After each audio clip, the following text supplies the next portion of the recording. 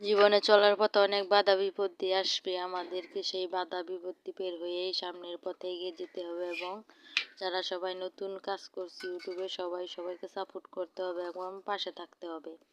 আজকে আমি রুটি সকালে নাস্তা করেছি, রুটি ডিম পুষ করে, এবং দুপুরের জন্য ডাল রান্না করেছি মূলা শাক, মূলার ডাঁটা দিয়ে এবং আরও অন্য সবজি দিয়ে শুটকির তরকারি রান্না করেছি।